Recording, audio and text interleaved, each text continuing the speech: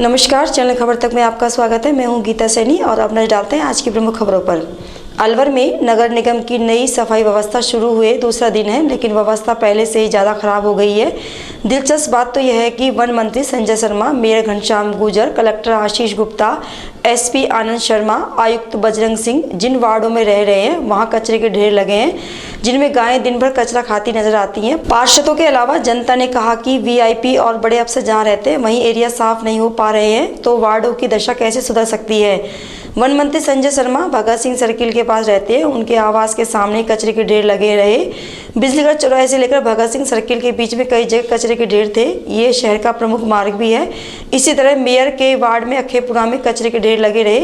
गाय वाले मोहल्ले में भी गंदगी रही। अशोका टाकीज के पास, कांजी हाउस के पास भी गंदगी रही। कलेक्टर निवास के पीछे एडीएम से लेकर कई अफसर रहते हैं, वहाँ कचरे के कई ढेर मिले, जिन ढेरों में आवारा पशु कचरा खा रहे थे। कलेक्टर आवास से ही एसपी आवास सटा है, उसकी बाउंड्री वाल के पीछे भी कचरा मिला। आयुक्त का आवास पुराने सूचना केंद्र में बना है, उसी के पास नंगली सर्किल और कंपनी बाग है, दोनों के बीच कचरे के ढेर लगे रहे। अलवर जिले में कक्षा 10वीं और कक्षा 12वीं की बोर्ड परीक्षाओं का संचालन किया जा रहा है। अब कक्षा 8वीं बोर्ड परीक्षाओं की तैयारी करने में डाइट विभाग जुटा हुआ है। 8वीं कक्षा की बोर्ड परीक्षाएं 28 मार्च से दोपहर 2 बजे से शाम 4:30 बजे तक होगी। इस बार 8वीं बोर्ड में 67,400 से अधिक विद्यार्थी शामिल हो रहे हैं।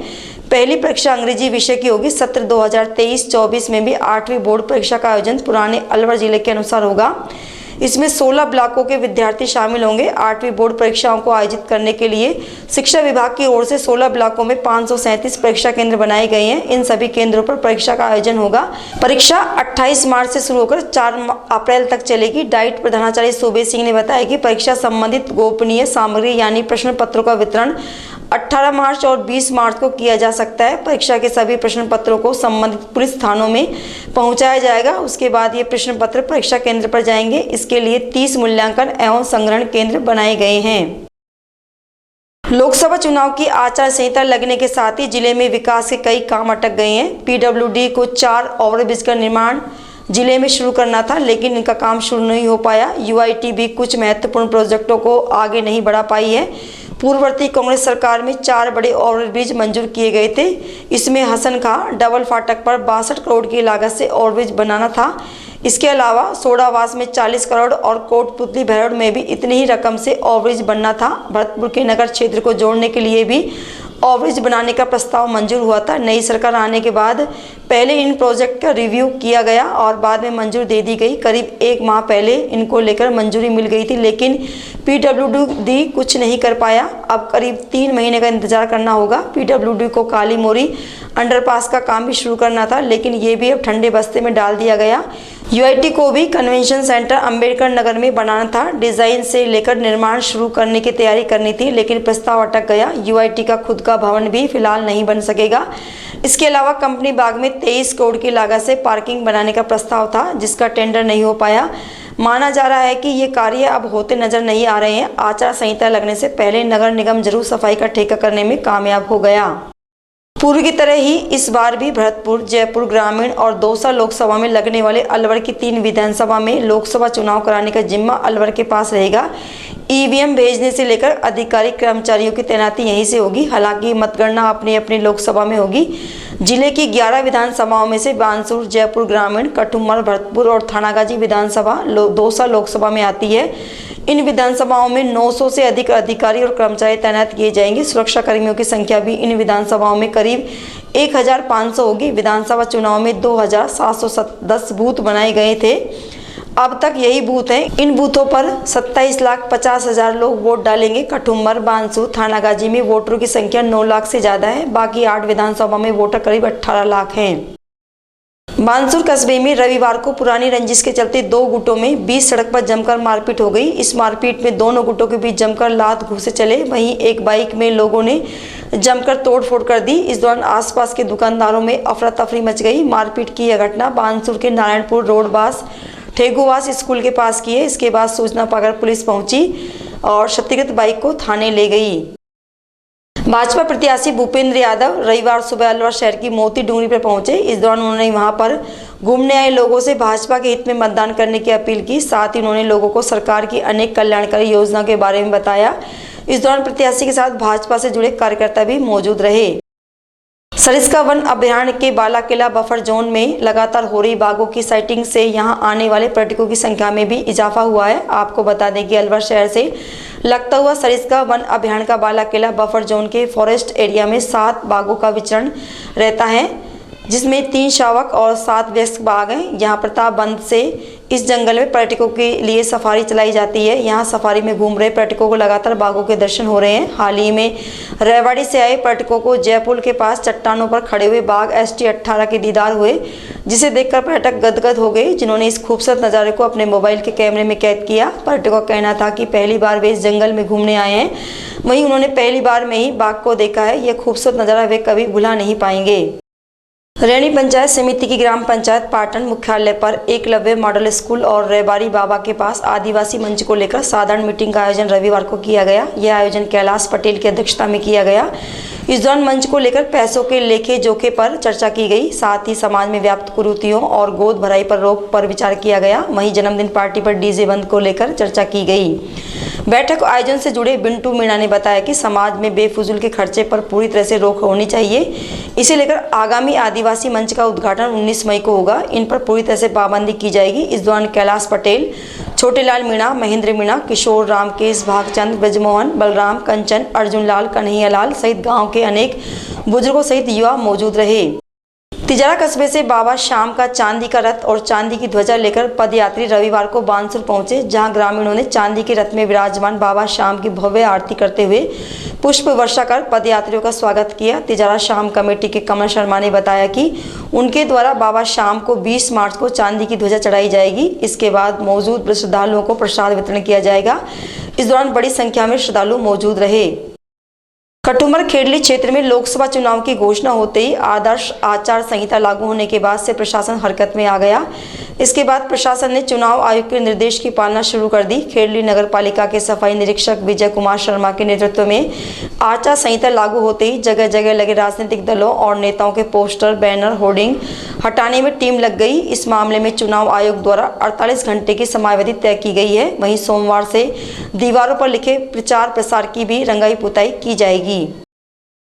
हिंडौन उपखंड मुख्यालय पर लोकसभा चुनाव को लेकर सदर थाना प्रभारी कैलाश मीणा के नेतृत्व में पुलिस और STF 6 बटालियन करीब 40 जवानों ने फ्लैग मार्च निकाला। यह फ्लैग मार्च कटकड़ मोड़ से पैदल शुरू किया गया, जो टोडूपुरा होते हुए कारवाड़ पहुंचा। इसके बाद जवान बस में बैठकर अन्य क्षेत्रों में पैदल फ्लैग मार्च निकालने के लिए रवाना हो गए।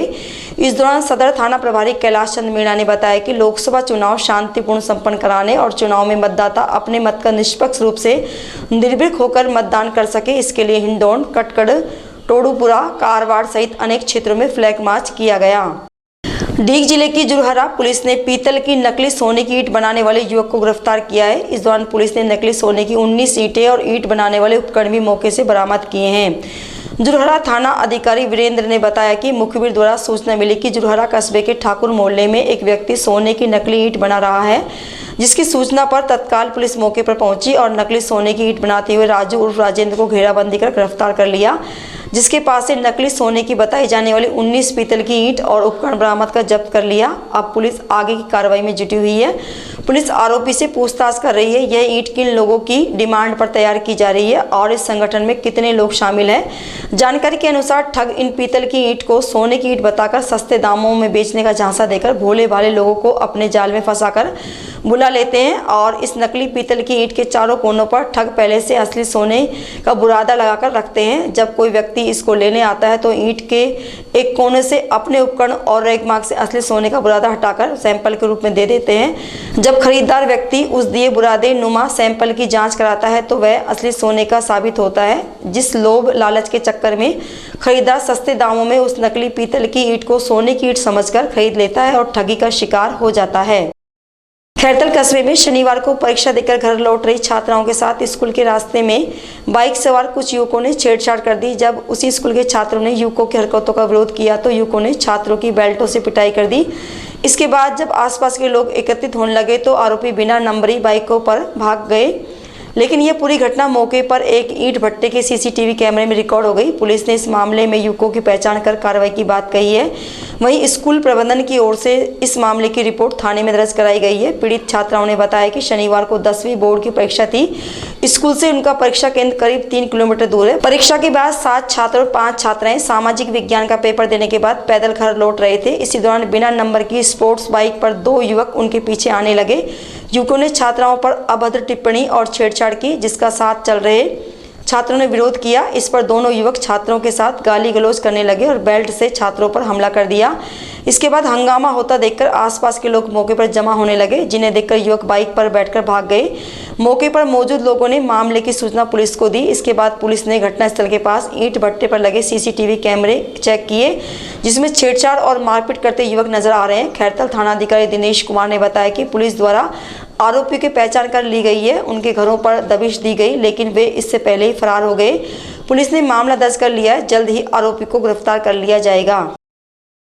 दौसा जिले के मेहंदीपुर बालाजी में लोकसभा चुनाव को लेकर पुलिस और प्रशासन अलर्ट मोड पर आ गया है। इसके चलते मेहंदीपुर बालाजी में पुलिस की ओर से फ्लैग मार्च निकाला गया। यह मार्च एसपी रंजीता शर्मा के नेतृत्व में निकाला गया। इस दौरान पुलिस अधीक्षक ने मतदाताओं से निडर होकर मतदान की अपील की, साथ ही क्षेत्र में शांति बनाए रखने के बारे में लोगों को बताया। लोकसभा चुनाव को लेकर एसटीएफ और पुलिस के जवानों को साथ लेकर कामा क्षेत्र के विभिन्न मार्गों से फ्लैग मार्च निकाला गया। डीएसपी धर्मराज चौधरी ने बताया कि कामा उपखंड क्षेत्र में अधिकांश मतदान केंद्र अति संवेदनशील श्रेणी में आते हैं, जिसको लेकर पुलिस प्रशासन द्वारा क्षेत्र में चुनाव को शांतिपूर्ण संपन्न कराने को लेकर एसटीएफ और थाना पुलिस के जवानों के साथ कस्बे में जगह जगह कहीं पैदल तो कहीं गाड़ियों से फ्लैग मार्च निकाला गया। साथ ही पुलिस द्वारा उन स्थानों को चिन्हित किया जा रहा है जो पिछले चुनाव में अति संवेदनशील रहे हैं। फ्लैग मार्च के माध्यम से वे आमजन में विश्वास और अपराधी में भय का संदेश जनता को देना चाहते हैं। चौधरी ने कहा कि क्षेत्र के जो भी वांटेड अपराधी चल रहे हैं उनको जल्द ही पकड़कर सलाखों के पीछे डाला जाएगा। उनका उद्देश्य है कि क्षेत्र में अमन, शांति और भाईचारा बना रहे।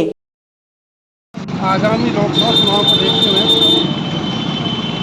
जनता में चुनाव करवाने के लिए फोर्स का फ्लैग मार्च करवाया गया, जिसमें विशेष तौर से जो वांछित अपराधी है उनकी धरपकड़ का भी एक अभियान के रूप में हम कर रहे हैं। और के बाज़ारों और जहाँ जिन स्थानों पे पूर्व में चुनाव के समय में या राज्य कार्य में बाधा की पहुँचाई गई है, उन स्थानों पे विशेष रूप से फ्लैग मार्च करवाया जा रहा है। और जो वांछित अपराधी है जो पूर्व से फरार चल रहे हैं उनकी गिरफ्तारी भी इस दौरान की जाएगी। नीमराना उपखंड क्षेत्र की ग्राम पंचायत खूंद रोड के गांव विजय नगर के ग्रामीणों द्वारा रविवार सुबह ग्राम पंचायत सरपंच के खिलाफ पेयजल समस्या को लेकर विरोध प्रदर्शन किया गया। विरोध प्रदर्शन कर रहे कप्तान धर्मपाल, पूर्व पंच कृष्ण सिंह, महावीर फौजी सहित ग्रामीणों ने बताया कि सरपंच पिछले 2 माह से वोटों की राजनीति के चलते पेयजल सप्लाई नहीं कर रहा है, जिसके चलते ग्रामीणों को पेयजल समस्या का सामना करना पड़ रहा है। गांव के अंदर 2 बोरिंग विधायक कोटे से की हुई है जो पूर्णतः चालू है। ग्राम पंचायत द्वारा प्रतिमाह 200 रुपये का चार्ज भी ग्रामीणों से वसूला जाता है, लेकिन सरपंच मंजू चौहान द्वारा राजनीतिक रंजिश के चलते बोरिंग से पेयजल सप्लाई नहीं दी जा रही है। मामले को लेकर ग्रामीणों द्वारा अलवर जिला प्रमुख को भी शिकायत की जा चुकी है, लेकिन समस्या का कोई समाधान नहीं हुआ। इसे लेकर अब ग्रामीणों ने विरोध प्रदर्शन कर पेयजल सप्लाई करने को लेकर प्रशासन से गुहार लगाई है। वहीं इस मामले को लेकर सरपंच मंजू चौहान ने बताया कि विजयनगर गांव में चुनाव मैदान में उनके प्रतिनिधि हैं जो राजनीति कर लोगों को बरगला रहे हैं, जबकि 2 बोरिंग होने के बावजूद इन लोगों ने डायरेक्ट लाइन से कनेक्शन कर रखा है, जिसके चलते स्कूल सहित अन्य लोगों के घरों में पानी नहीं पहुंच पा रहा है। ग्राम पंचायत पर दबाव बनाया जा रहा है कि नई बोरिंग की जाए, लेकिन वे मेन लाइन से कनेक्शन नहीं हटा रहे हैं, जिसके चलते यह समस्या पैदा हो रही है। 300 घर तो हरिजन बावरिया है। अच्छा। और बाकी राजपूतों के हैं, कुछ मुसलमान हैं, कुछ जोगी हैं। कम से कम 1500 घरों की बस्ती है। 1500 घरों की बस्ती है। और हर घर से कितना रुपए चार्ज ले रहा है? 200 रुपए लेगा है सर। लोकसभा चुनाव के लिए आचार संहिता लगने से पहले अधिकारियों के तबादले धड़ल्ले से हो रहे हैं। खैरतल के कमिश्नर श्याम बिहारी गोयल को रामगढ़ नगर पालिका अधिशासी अधिकारी का अतिरिक्त चार्ज देकर लगा रखा था, लेकिन 3 दिन पूर्व श्याम बिहारी गोयल को रामगढ़ नगर पालिका के अधिशासी अधिकारी पद से हटा दिया गया। उनकी जगह बड़ौदा में नगर पालिका के अधिशासी अधिकारी अभय मीणा को रामगढ़ नगर पालिका का अतिरिक्त चार्ज दे दिया गया, जिन्होंने रामगढ़ नगर पालिका का पदभार भी संभाल लिया था। लेकिन अब डीएलबी से एक दूसरी सूची और जारी हुई है, जिसमें रामगढ़ नगर पालिका का अतिरिक्त चार्ज रामगढ़ तहसीलदार उमेश चंद्र शर्मा को दे दिया गया है। 2 साल से बनी नगर पालिका में लगभग 20 से अधिक अधिशासी अधिकारियों के तबादले हो चुके हैं, क्योंकि यहां अधिशासी अधिकारी के पद पर अधिकारी को लगाया जाता है, लेकिन 1 महीना नहीं होता उससे पहले उसे पद से हटा दिया जाता है। रामगढ़ नगर पालिका में अधिशासी अधिकारियों के आए दिन होने वाले तबादले क्षेत्र के विकास कार्यों में रोड़ा बन रहे हैं। रैणी उपखंड क्षेत्र के माचाड़ी कस्बे के मालीबास रैणी चौराहे पर शिव मंदिर में 17 मार्च से 24 मार्च तक श्रीमद् भागवत महापुराण कथा का आयोजन किया जा रहा है। कथा के शुभारंभ से पूर्व डीजे के साथ महिलाओं द्वारा 151 कलशों की कलश यात्रा निकाली गई। इस दौरान अनेक महिलाएं गीत गाते हुए और झूमते हुए चल रही थी। यह कलश यात्रा नंगेश्वर धाम आश्रम से शुरू होकर बस स्टैंड सहित कस्बे के प्रमुख मार्ग से होते हुए कथा स्थल शिव मंदिर पहुंची।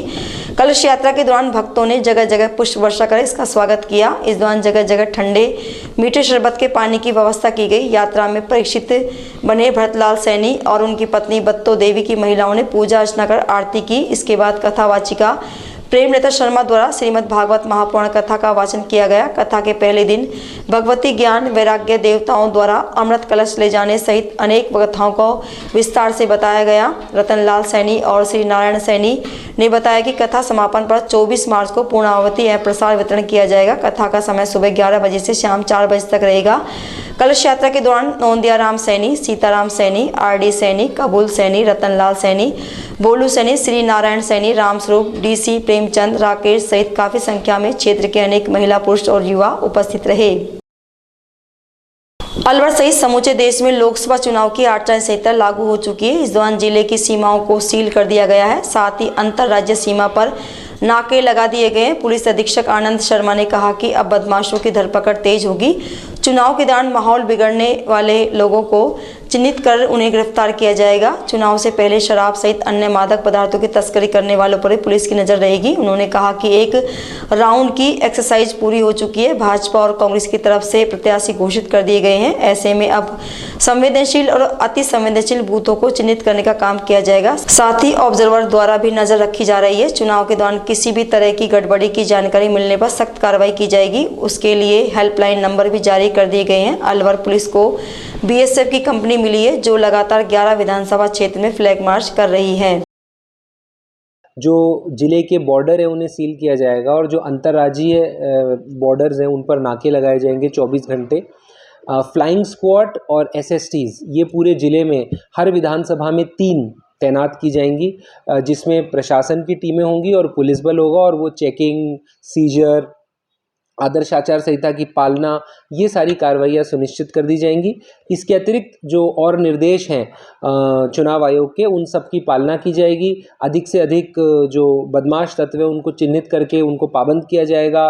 बूथों का राउंड लिया जाएगा। जो है शराब और अवैध मादक पदार्थ, अवैध हथियार, इनकी धरपकड़ और जब्ती की कार्रवाई की जाएगी। लगातार आने जाने वाली गाड़ियों को चेक किया जाएगा और ये सुनिश्चित किया जाएगा कि एक भयमुक्त वातावरण में जो है चुनाव यहाँ पर संपन्न कराए जा सके। देखिए, अभी फर्स्ट राउंड की एक्सरसाइज हुई है जिसमें बूथों का चयन किया गया है, परंतु अब जब दोनों कैंडिडेट्स फाइनलाइज हो गए हैं, जो सेकंड दौर का वो होगा वल्नरेबिलिटी मैपिंग, उसमें हम और गहनता से विचार करके जो बूथ हैं उनको आइडेंटिफाई करेंगे। फिर उन पर विशेष तरह से हम flag march, CLG meeting, beat wall, इस तरह की सारी एक्टिविटीज़ करेंगे। अभी हमको एरिया डोमिनेशन के लिए एक बीएसएफ की कंपनी मिली है जो नियमित एरिया डोमिनेशन का कार्य कर रही है जिले की सभी 11 विधानसभा क्षेत्रों में, और जैसे जैसे चुनाव का समय आएगा और फोर्स का मूवमेंट होगा उसके अनुरूप कार्रवाई अमल में लाई जाएगी। मंदिर लोगों की आस्था का केंद्र होते हैं, लेकिन कुछ लोग अपने नशे की पूर्ति के लिए इन्हीं मंदिरों को निशाना बना रहे हैं। लोगों की बुरी नीयत भगवान को भी नहीं छोड़ रही है। भक्तों के वेश में लोग चोर मंदिरों में चोरियों को अंजाम दे रहे हैं, लेकिन बुरे काम का अंत आखिर जेल ही होता है। ऐसा ही हुआ मन्ना का निवासी शातिर नकबजन चोर गोपेश के साथ, जिसने एक ही रात में साइबर थाने के सामने और फ्रेंड्स कॉलोनी के मंदिर में चोरी की वारदात को अंजाम दिया था। गोपेश बाइक पर पहले सूने मंदिरों को चिन्हित करता और फिर हेलमेट पहनकर चोरी की घटनाओं को अंजाम देता था, लेकिन इस बार उसकी चोरी की करतूत सीसीटीवी फुटेज में कैद हो गई, जो सोशल मीडिया पर जमकर वायरल हो रही है, जिसमें गोपेश दान पात्र को तोड़ते हुए दिखाई दे रहा था। चोरी का पता सुबह पुजारी के मंदिर पहुंचने पर लगा, जिसके बाद थाना पुलिस को सूचित किया गया। इस घटना में रोचक बात यह रही कि चोर मंदिर में बड़ा धार्मिक बनकर चोरी को अंजाम देता। गोपेश पहले मंदिर में सभी भगवानों के सामने हाथ जोड़ता, घंटी बजाता, फिर चोरी की घटना को अंजाम देता। फिलहाल गोपेश पुलिस की गिरफ्त में है, जिससे अभी पूछताछ चल रही है, जिसमें और अधिक चोरी की वारदातें खुलने की संभावना है। कल किड्स स्कूल के पास जो शिव मंदिर है मोती डूंगरी में, वो और फ्रेंड्स कॉलोनी में शिव मंदिर में दान पात्रों के ताले तोड़ के चोरी करने की वारदातों के संबंध में सूचना मिली थी, जिसपे 2 प्रकरण थाने पे दर्ज किए गए थे और मुलजिम की तलाश की गई, जिसको आज गिरफ्तार किया गया है। इसमें मुलजिम जो है गोपेश, ये एनईबी थाना इलाके के रहने वाला है और नशे का आदी है।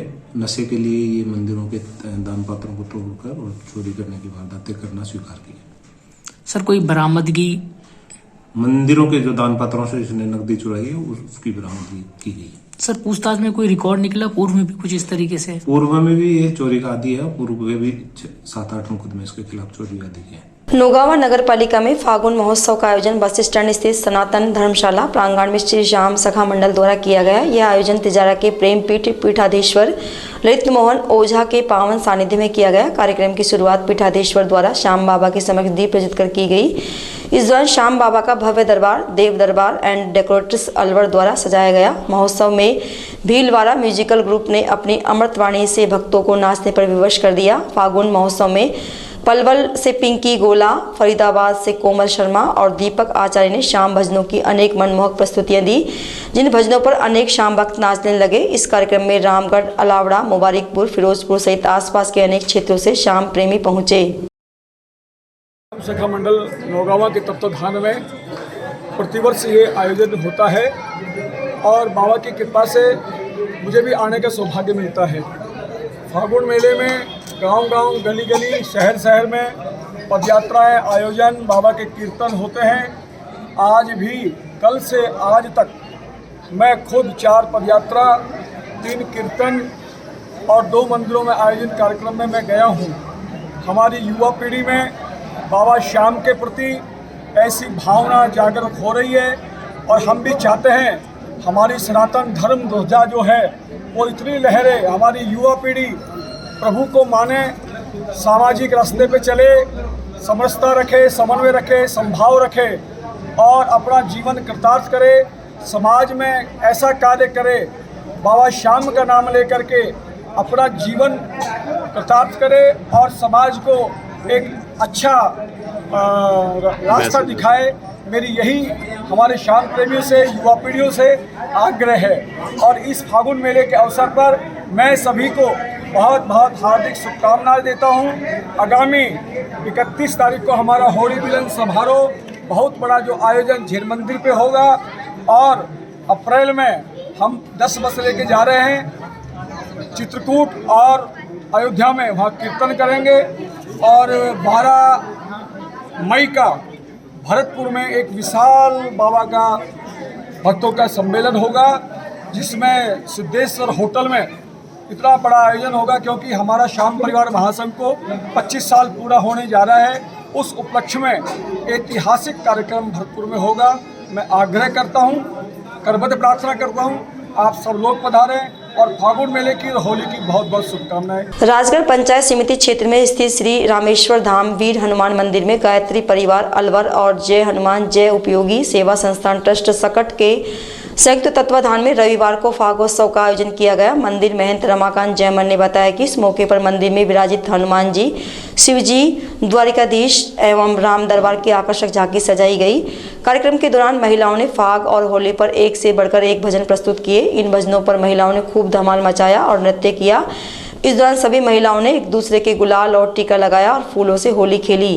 कार्यक्रम के दौरान गायत्री परिवार की ओर से जय हनुमान जन उपयोगी सेवा संस्थान ट्रस्ट सकट अध्यक्ष, पदाधिकारी, सदस्य एवं अखंड रामचरितमानस के पाठों का वाचन करने वाले सभी पंडितों का शाल उड़ाकर एवं स्मृति चिन्ह भेंटकर सम्मान किया गया। कार्यक्रम का समापन महाआरती के साथ किया गया।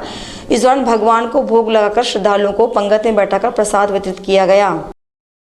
समाज के निचले तबके के लोगों को देखने वाला कोई नहीं है। समाज का उत्थान तभी होगा जब इनका विकास होगा। ये उद्बोधन प्रेम प्रकाश आश्रम खैरतल के संत हरि इंद्र प्रेम प्रकाशी ने आनंद नगर कॉलोनी में स्थित झूलेलाल मंदिर में रविवार को भारतीय सिंधु सभा द्वारा सिंधु सेवा समिति के उद्घाटन कार्यक्रम के दौरान कहे। इस दौरान मंचासीन झूलेलाल मंदिर के संरक्षण बाबा शीतलदास लालवानी, पूज्य सिंधी पंचायत खैरतल अध्यक्ष मुखी मनोहर लाल रोघा ने भी समाज के सभी लोगों को जरूरतमंदों की मदद करने एवं गरीब बेसहाराओं के दुख दर्द को समझकर मदद के लिए हमेशा तैयार रहने का आह्वान किया। वहीं इससे पूर्व सभी अतिथियों की ओर से सभी संत महात्माओं की प्रतिमाओं के समक्ष दीप प्रज्वलित कर कार्यक्रम का शुभारंभ किया गया। इस दौरान भारतीय सिंधु सभा प्रदेश मंत्री गिरधारी लाल ज्ञानानी ने बताया कि सिंधु सेवा समिति का उद्देश्य गरीब परिवारों की आर्थिक सहायता करना, विद्यार्थियों की मदद करना है। इस दौरान 2 महिलाओं को राशन किट एवं 2 महिलाओं को 3500 रुपए की आर्थिक मदद कर सिंधु सेवा समिति का उद्घाटन संतों द्वारा किया गया। इस दौरान मुखी मनोहर लाल रोघा एवं समाज सेवी अर्जुन असरानी ने 11,11 हजार रुपए का आर्थिक सहयोग किया। इस कार्यक्रम का मंच संचालन राजकुमार दादवानी ने किया। भिवाड़ी के एसएस क्रिकेट एकेडमी ग्राउंड में भिवाड़ी स्पोर्ट्स क्लब द्वारा हुल्ली गुल्ली चिप्स कंपनी की सहायता से होली मिलन समारोह मनाया गया। भिवाड़ी स्पोर्ट्स क्लब के अध्यक्ष दिनेश बेदी ने बताया कि सभी क्रिकेट खिलाड़ियों का आपस में मैच कराया गया, जिसमें खन्ना टाइगर और द स्काई वॉकर की टीमों ने हिस्सा लिया। खन्ना टाइगर के man of the match Dharmendra Sharma एवं अरविंद्र यादव रहे, जिन्हें यूके स्पोर्ट्स की ओर से ट्रॉफी और शर्ट देकर सम्मानित किया गया। वहीं हुल्ली गुल्ली चिप्स एवं एसएस के फूड टपुकुड़ा की ओर से सभी खिलाड़ियों को रिफ्रेशमेंट दी गई। इस मौके पर मुख्य अतिथि पार्षद तेज प्रकाश सिंह तोमर रहे। भिवाड़ी में जागृति मंडल के तत्वाधान में बाबा मोहन राम खोली धाम की 170वीं परिक्रमा का आयोजन किया गया। बाबा मोहन राम जागृति मंडल अध्यक्ष संजीव अग्रवाल ने कहा कि बेसन, चंदन, हल्दी इनके साथ स्वदेशी होली मनाएं। स्वदेशी होली मनाने से पानी की बचत भी होती है। इस मौके पर अन्नपूर्णा भंडार में भंडारे की व्यवस्था की गई, जिसमें करीब 1500 लोगों ने प्रसाद ग्रहण किया। परिक्रमा मार्ग गोधान शिव मंदिर पर प्रदीप भेड़ी परिवार और मित्रों ने छाछ लस्सी के प्रसाद की व्यवस्था की। इस अवसर पर बाबा मोहन राम जागृति मंडल अध्यक्ष संजीव अग्रवाल ने इस माह में जिनका जन्मदिन और मैरिज एनिवर्सरी है, उन सभी को शुभकामनाएं दी। इस मौके पर सभी संस्थानों के गणमान्य सदस्य उपस्थित रहे। वहीं बाबा मोहन राम ट्रस्ट अध्यक्ष अमर भगत ने बाबा मोहन राम की पूजा कैसे की जाती है, इस बारे में सभी को बताया। इस अवसर पर बाबा मोहन राम जागृति मंडल के वित्त सचिव अर्जुन गुप्ता ने नगर परिषद भिवाड़ी द्वारा परिक्रमा मार्ग पर किए हुए कार्यों की पूरी प्रशंसा की। करौली जिला मुख्यालय स्थित श्री सीताराम जी मंदिर सभागार में माली समाज के 6वें सामूहिक विवाह सम्मेलन समिति की बैठक का आयोजन किया गया। बैठक में सामूहिक विवाह सम्मेलन समिति द्वारा अधिक से अधिक जोड़ों के लिए पंजीयन के लिए अब तक किए गए प्रचार प्रसार की समीक्षा की गई। सम्मेलन समिति प्रवक्ता गोपाल लाल माली और सचिव राम गोपाल माली ने बताया कि बैठक में विवाह समिति के प्रचार प्रसार की समीक्षा के साथ में क्रय समिति का गठन मुख्य संरक्षक एवं पूर्व सभापति बद्री प्रसाद माली, महासभा 84 अध्यक्ष अमर सिंह माली, विवाह समिति एवं संस्थान अध्यक्ष प्रेम सिंह माली, डगासरा अध्यक्ष श्री फूल ठेकेदार, समिति कोषाध्यक्ष कल्याण लाल माली आदि द्वारा किया गया। इस दौरान पूर्व समिति अध्यक्ष इंद्र थानेदार को फिर से क्रय समिति का अध्यक्ष बनाने का प्रस्ताव रखा गया, जिसे पूरे सदन ने ध्वनि मत से पारित किया। बैठक के अंत में सामूहिक विवाह सम्मेलन समिति अध्यक्ष प्रेम सिंह माली ने अब तक के प्रयासों की सराहना करते हुए सभी समाज बंधुओं से आह्वान किया कि उन्हें ज्यादा से ज्यादा विवाह समिति के प्रचार सामग्री को समाज के बीच पहुंचाने में सहयोग करना होगा, जिससे कि आवश्यक व्यक्ति तक प्रचार सामग्री पहुंच सके और अधिक से अधिक जोड़ों का पंजीयन समिति के पास हो सके। उन्होंने कहा कि सामूहिक विवाह सम्मेलन समाज की आर्थिक नींव मजबूत करने के लिए समय की आवश्यकता है। खैरतल थाना पुलिस ने एक हत्या के मामले का खुलासा करते हुए आरोपी को गिरफ्तार किया है। खैरतल थाना अधिकारी दिनेश कुमार मीणा ने बताया कि 6 मार्च को मातो रोड खैरतल यूको बैंक के पास गंदे पानी के नाले में शाहपुर निवासी मिंटू मेघवाल की लाश मिली थी। मृतक मिंटू मेघवाल 26 फरवरी को घर से लापता था, जिसकी मुलजिम इंद्राज उर्फ काला ने टेम्पो खराब होने पर टेम्पो से नीचे उतारने की मामूली बात पर मिंटू की पीट कर हत्या कर दी थी। मृतक मिंटू मेघवाल और आरोपी इंद्राज उर्फ काला एक ही गाँव के और पड़ोसी हैं। इसके बाद मुलजिम के कब्जे से घटना में प्रयुक्त टेम्पो को बरामद कर पुलिस ने विशेष टीम का गठन कर सीसीटीवी फुटेज और सूचना संकलन कर घटना का खुलासा किया। मातो रोड खैरतल में एक डेड बॉडी मिली थी। उसके बाद में हमने इसकी शिनाख्त की तो ये डेड बॉडी एक मिंटू मेघवाल निवासी शाहपुर के रूप में शिनाख्त हुई और इसके संबंध में जांच की तो मिंटू की गुमशुदगी दर्ज थी थाने पे 28 तारीख को 28 फरवरी को गुमशुदगी दर्ज, इसके भाई चुन्नी लाल दर्ज कराई थी। तो उसके बाद में जांच पड़ताल की आगे शुरू की तो सीसीटीवी फुटेज देखे और लोगों से पूछताछ की, क्योंकि मामला संदिग्ध लग रहा था कि एक डेड बॉडी का नाले में पड़ा मिलना ये संदिग्ध मामला था। तो उसके बाद में जो ही हमने इसकी शिनाख्त की, आगे कार्रवाई शुरू की, जांच पड़ताल की, तो एक ऐसा फुटेज मिला हमें जिसमें ये पूरा घटनाक्रम ही कैद हो गया। और हमारे सामने आया है कि अंतिम बार जो एक काला उर्फ इंद्राज नाम का व्यक्ति है जो इस मृतक के पड़ोस में रहता था, उसके साथ इसको देखा गया था। काला चूँकि टेम्पो चलाता है, टेम्पो चालक है, उसका टेम्पो ख़राब हो गया था। तो उसके बाद में ये दोनों धक्का देते देते और माँ तोड़ पे आ गए। उसके बाद दोनों में काशनी हो गई, क्योंकि वो टेम्पो को उतारना चाह रहा था काला को, लेकिन वो उतरा नहीं, इसलिए उसने आपस में काशनी हो गई। वो पीट के उसकी हत्या कर दी। हत्या करके उस काला ने हत्या करके उसकी मिनटों को, डेड बॉडी को उस नाले में डाल दिया। तो इस संबंध में हमने मुलजिम को गिरफ्तार कर लिया है और अब उसको जेसी भेज दिया है। आज समाचारों में इतना ही। दीजिए मुझे और मेरी टीम को इजाज़त। नमस्कार।